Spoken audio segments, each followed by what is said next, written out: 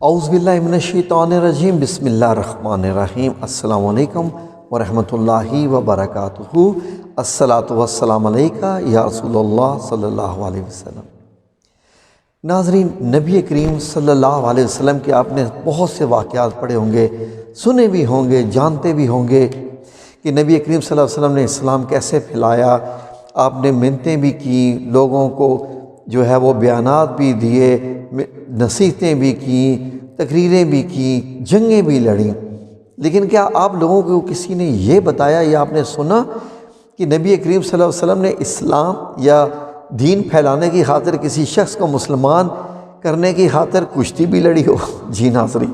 میرے پیارے نبی کریم صلی اللہ علیہ وسلم کی زندگی کے ایسے ایسے واقعات ہیں، جو آپ پڑھتے جائیں، سنتے جائیں، آپ کی نبی کریم صلی اللہ علیہ وسلم سے محبت بڑھتی جائے گی، اور یہ محبت جب عشق میں بدل جائے گی،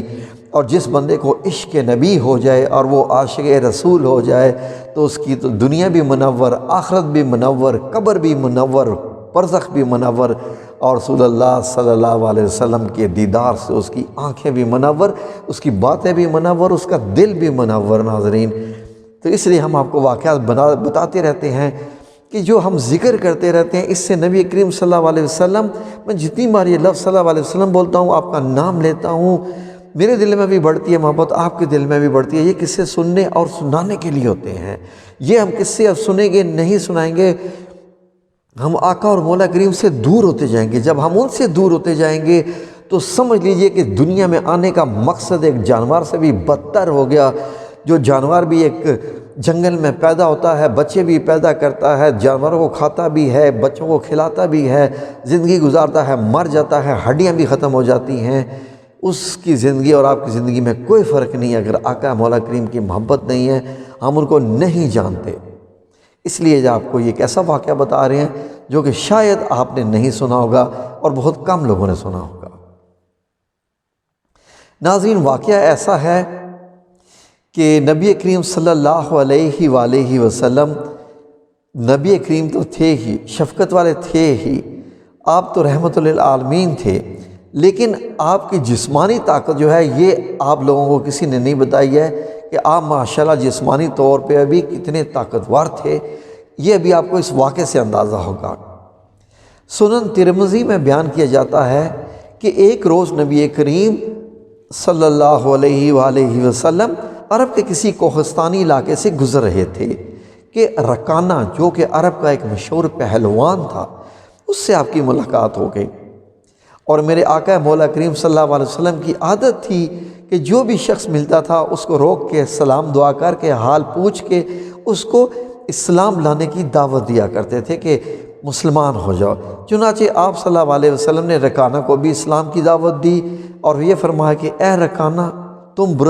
بت پرستی سے توبہ کر لو اور ایک اللہ تعالیٰ جو وحدہ لا شریک ہے اس پہ ایمان لے آؤ۔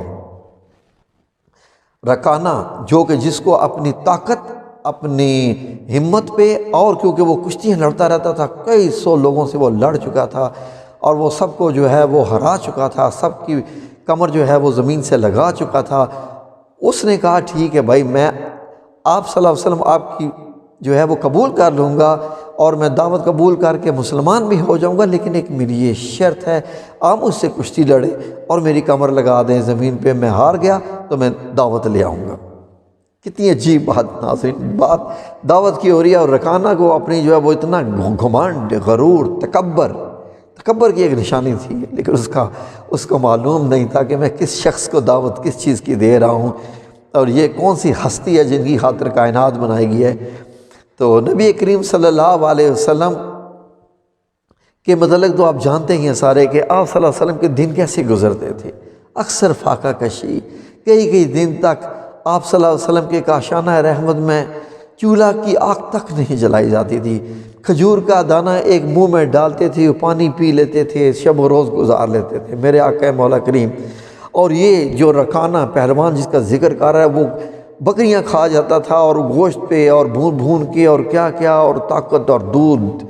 اور گھی کے استعمال وغیرہ وغیرہ، تو اس کے کیا اور مقابلہ کن سے ہو رہا ہے جو کہ اکثر فاقہ کشی پہ رہتے ہیں۔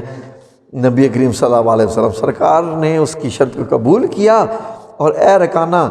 میں آپ کی جو ہے قبول کرتا ہوں، لیکن اگر تم ہار گئے تو تمہیں اسلام لانا پڑے گا۔ اس نے کہا ٹھیک ہے جی، شرط تو بات ہو گئی۔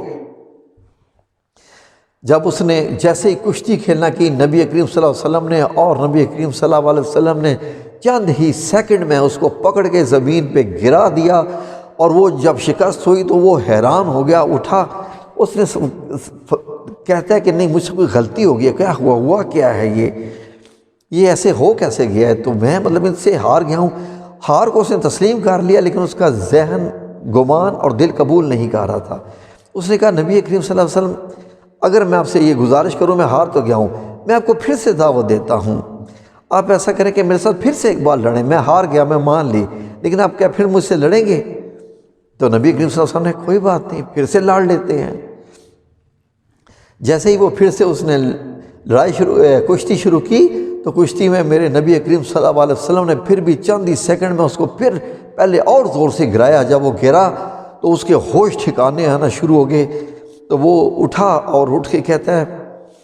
کہ مجھے سمجھ نہیں آ رہی ہے کہ یہ ہو کیسے گیا میرے ساتھ، آپ کی اور مجھ میں جسامت میں بھی بہت فرق ہے، میری خوراک میں آج تک یہ ہوا، لیکن میں آپ نے جس طریقے سے مجھے گرایا ہے میں یہ سمجھنے پہ مجبور ہو گیا ہوں، اس بات پہ میں ایمان لانے پہ مجبور ہو گیا ہوں کہ آپ نے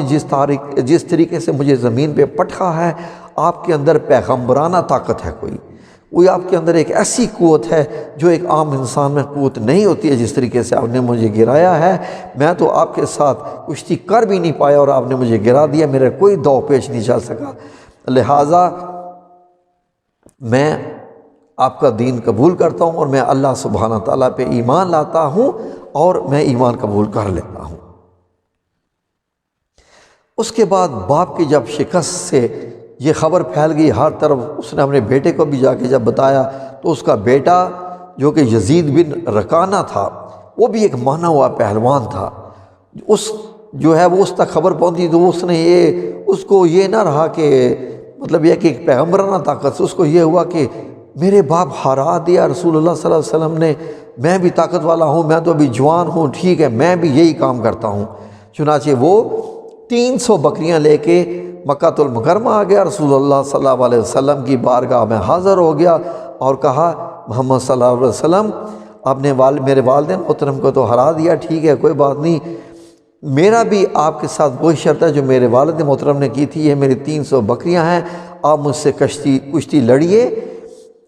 اور اگر میں ہار گیا تو میں آپ کو یہ 100 بکریاں آپ کو میں تحفے میں دے دوں گا۔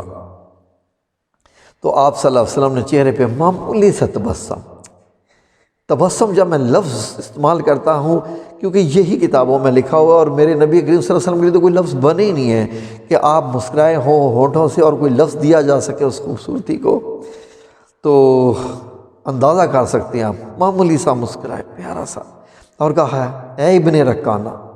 اگر میں نے تمہیں بچھاڑ دیا تو تم کتنی بکریاں مجھے دو گے؟ تو اس نے کہا کہ میں 100 بکریاں دے دوں گا۔ آپ صلی اللہ علیہ وسلم تیار ہو گئے، اس کے ساتھ ہاتھ ملاتے ہی اس کو ایسے چت کر دیا زمین کے اوپر کہ وہ بھی حیرت زدہ پریشان، اور آپ کا چہرہ مبارک دیکھتا رہ گیا کہ یہ میرے ساتھ کیا ہو گیا ہے، میں بھی اتنا بڑا پہلوان ہوں، میں تو اتنے دیر لوگوں کے ساتھ اکٹھا بھی لڑتا ہوں تو سب کو گرا دیتا ہوں، یہ کیا ہوا ہے؟ وہی بات اس نے کی جو اس کے باپ نے کی تھی۔ تو اس کے بعد اس نے کہا اے نبی کریم صلی اللہ علیہ وسلم ٹھیک ہے میرے پاس ابھی 200 بکریاں اور ہیں، میں اگر آپ پھر مجھ سے آپ کشتی کریں آپ مجھے ہرائیں گے تو باقی 100 بکریاں بھی میں آپ کو دے دوں گا، 100 اور بکریاں دے دوں گا۔ آپ صلی اللہ علیہ وسلم نے قبول فرمایا اور پھر وہی اس کو ایک دم گرا دیا۔ اس نے پھر تیسری بار کہا نہیں اب اگر آپ نے مجھے گرا دیا تو میں باقی 100 بکریاں بھی دے دوں گا، کچھ ہے میرے ساتھ معاملہ ہے، کچھ ہو رہا ہے۔ تو رسول اللہ صلی اللہ علیہ وسلم نے پھر تبسم تھوڑا سا فرمایا اور اس کو ویسے ہی گرا دیا۔ ناظرین یہ کیا ماجرا آپ دیکھ لیجئے، نبی کریم صلی اللہ علیہ وسلم، اللہ اکبر، سبحان اللہ و بحمدہ سبحان اللہ العظیم، جو میرے اللہ سبحانہ تعالیٰ کا سب سے پیارا محبوب نبی ہو اور یہ باتیں تو دیکھ لیجئے۔ جب تیسری بار بھی اس کو ہرایا تو وہ ایمان لے آیا، مسلمان بھی ہو گیا، اور جب وہ مسلمان بھی ہو گیا تو میرے آقا مولا کریم نے اس سے فرمایا یا ابن رکانہ، کہ جو 300 بکریاں میں نے تم سے جیتی ہیں یہ میں تمہیں واپس کرتا ہوں، تو مسلمان لے کے آگے میرے لیے اتنا ہی کافی ہے۔ تو اس نے کلمہ پڑھا اور وہ مسلمان ہو گیا، اور آپ صلی اللہ علیہ وسلم نے دیکھ لیجئے کہ اس کا جو ہے اس کو بکریاں بھی واپس کر دیں، کیونکہ ان بکریوں سے وہ جو ہے وہ اس کے لیے ذریعہ معاش بھی تھا، اور اس نے بڑی جو ہے وہ پالی ہوئی تھی۔ اور یہ میرے آقا مولا کریم کو تو کسی چیز کا لالچ نہیں تھا، میرے نبی کریم صلی اللہ علیہ وسلم کو لالچ تھا تو ایک ہی بات کا لالچ تھا، جس کا اللہ سبحانہ تعالیٰ نے جو ذکر کیا ہے قرآن کریم میں، وہ اللہ سبحانہ تعالیٰ نے لفظ استعمال کیا ہے حریص علیکم، کہ وہ تمہارے اوپر وہ لالچ رکھتے ہیں کہ تم مسلمان ہو جاؤ۔ وہ اتنے اس بارے میں وہ نبی کریم صلی اللہ علیہ وسلم جو میرے پیغمبر ہیں وہ چاہتے ہیں کہ تم مسلمان ہو جاؤ، تو یہ لفظ استعمال ہوا۔ امید ہے کہ آپ کو یہ واقعہ بہت اچھا لگا ہوگا اور آپ لوگوں کے علم میں اضافہ ہوا ہوگا، اور میرے پیارے نبی کریم صلی اللہ علیہ وسلم سے مزید جو ہے ان کی سیرت سے آگاہی بھی ہوگی۔ میں دیکھ رہا ہوں ناظرین کہ ویڈیوز ہماری ابھی اتنی نہیں چل رہی، لوگ نہیں دیکھ رہے، لیکن ہمارا کام ہے بات کرتے رہنا، چلتے رہنا، آگے اللہ کرے گا تو یہ جو ہے وہ کام چلتا رہے گا، کبھی نہ کبھی کوئی نہ کوئی اللہ کا بندہ دیکھتا ہی رہے گا، دیکھے گا تو مجھے بھی دعائیں دے گا اور اپنے آپ کو بھی دے گا۔ دیکھیں نا کہ اللہ سبحانہ تعالیٰ نے قرآن پاک میں کیا فرمایا، فذکر انما انت مذکر لست علیہم بمسیطر۔ اللہ سبحانہ تعالیٰ رسول اللہ صلی اللہ علیہ وسلم سے فرما رہے ہیں کہ آپ تو پیغمبر صلی اللہ علیہ وسلم ذکر کرنے والے ہو، آپ ذکر کیے جاؤ، آپ کا مقام نہیں ہے کہ کوئی آپ کی بات کو سن رہا ہے، عمل کر رہا ہے یا نہیں۔ تو اسی لیے یہی جو بات